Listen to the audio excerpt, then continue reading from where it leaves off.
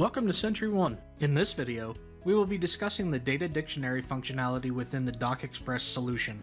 The data dictionary provides users with the ability to annotate the objects captured within a snapshot. This includes any information you would like for these objects, such as listing the person responsible for this object, or just listing any comments about the data that will make it more understandable for the folks who will be reading your documentation. You can access the data dictionary by clicking on the data dictionary tile within the feature finder. Once the data dictionary opens up, you will see a list of solutions that you have created. Here you can either select a solution and click the Open button, or refresh the list of solutions.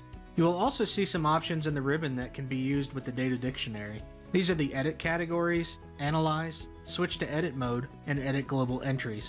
The first step we will need to take is to click on the Edit Categories option in the ribbon. Once the Edit window opens, you will see 4 columns that display information about your categories. You also have the ability to add your own. This can be done by clicking on the Add button.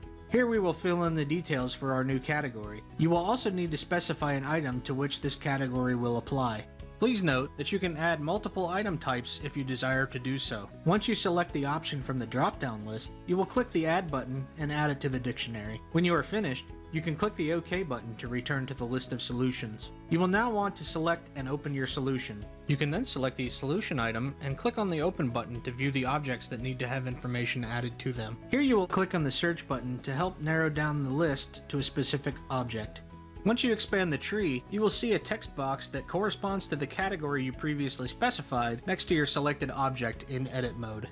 Here you will enter in the information that you would like displayed in the documentation for the selected object. Once you have entered your information, you will see a disk icon next to the number of modified entries at the right of the window. Clicking this icon will save the information you just entered. One of the other options in the ribbon within Data Dictionary is the Analyze button. This can be used to scan your metabase or solution for objects that you have assigned mandatory categories for but have not been assigned any values yet. Once the analysis completes, you will see a results window listing all of the solution items that are missing entries. To begin resolving the items on this list, you can select one of them and click the Open button. This will bring you to a screen showing an object tree that you can expand to show the items that you need to provide information for. You can then click on the text boxes and enter your information. You will then want to view the number of modified entries and click on the disk icon to save your changes. Finally, the Edit Global Entries option in the ribbon allows you to provide information about a collection of objects similar to the Edit Categories button.